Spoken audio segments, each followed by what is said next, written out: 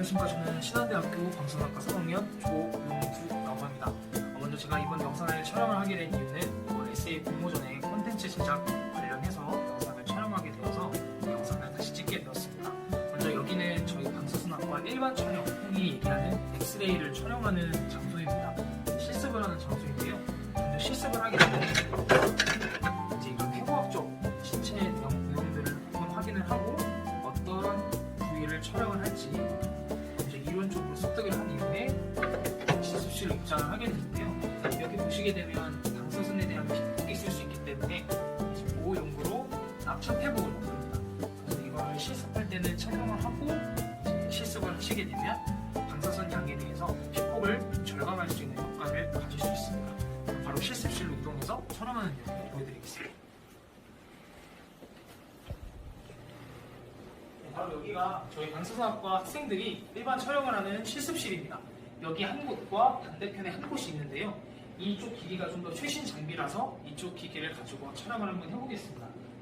먼저 이 내용을 보게 되면 우리가 흔히 이야기하는 디텍터라는 내용인데요. 여기 보이시는 테이블을 이렇게 쭉 갖고 와서 환자를 눕히는 용도로 사용을 합니다. 먼저 제가 바꿔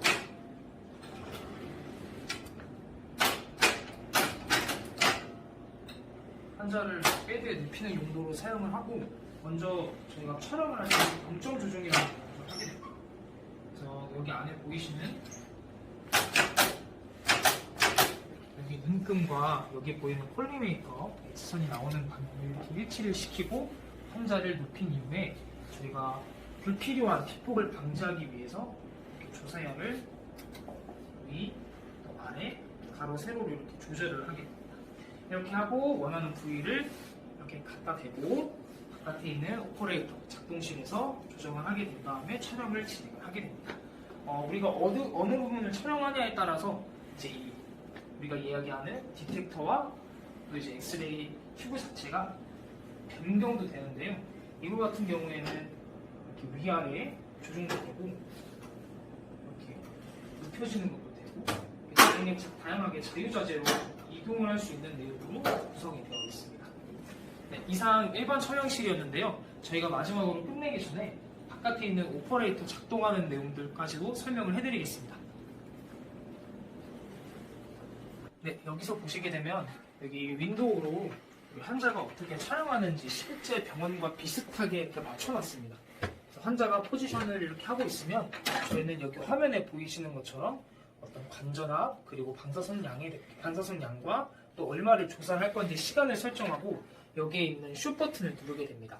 그럼 슛 버튼을 누르게 되면 저쪽에 보이시는 방사선 사용 중이라는 내용에 불이 들어오게 되고 이 슛이 끝나게 되면 불이 자동으로 꺼지는 형식으로 진행이 됩니다. 저희가 실습을 할 때는 저희가 아직 면허가 없는 학생들이기 때문에 교수님들 지도 하에서 안전하게 실습을 하고 있습니다. 이상 방사선 일반 촬영실 실습실 소개 영상을 마치겠습니다. 감사합니다. 네, 안녕하십니까. 저는 신한대학교 방사선학과 3학년 조용두입니다. 이제 여기는 저희 3학년 학생들이 실습을 하는 초음파 검사 실습실입니다. 우리가 흔히 초음파 하면 산부인과에서 우리 산모들의 어떤 태아 초음파를 자주 보는데요. 그 내용과 더불어서 갑상선 또 복부 초음파 검사를 주로 이 장소에서 많이 실습을 하고 있습니다. 먼저 제가 대표적인 내용으로 초음파 실습실에서 주의점이 하나 있는데 기기들이 다 고가이다 보니 마실 음료수를 절대 가지고 오면 안 됩니다. 자, 그러면 저희가 초음파 실습실에 대해서 간단하게 소개를 해드리겠습니다. 이쪽으로 오시게 되면 여기가 이제 초음파를 할 때 반드시 해야 하는 겔이 들어 있습니다. 이제 저희가 인체와 이쪽 보시게 되면 프로브라는 장치를 인체에 대기 때문에 이 프로브 기기와 또 인체의 피부에 대한 임피던스 차를 줄이기 위해서 이 겔을 사용을 하는데요. 환자가 이제 차가운 겔을 피부에 탁 닿게 되면 놀랄 수 있기 때문에 이제 보온 장치를 사용을 해서 보온을 하고 있습니다. 그럼 대표적인 예로 태아 초음파에 대해서 알려드리겠습니다. 저희가 기기는 이미 다 세팅을 해놓은 상태이고 많은 프로브들이 있습니다. 이거 같은 경우에는 어떤 표재성 장기, 또 이거 같은 경우에는 3D로 볼 수 있는 내용들로 이렇게 촬영을 하는데요. 이제 겔을 사용해서 태아 초음파를 한번 해보겠습니다. 이 내용은 저희 방사선학과에서 사용하는 태아 초음파 팬텀인데요.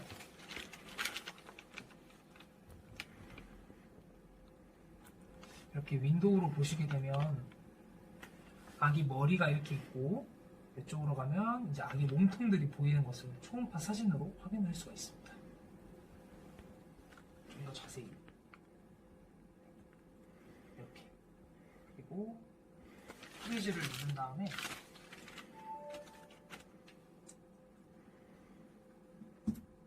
어떻게 하는 거야?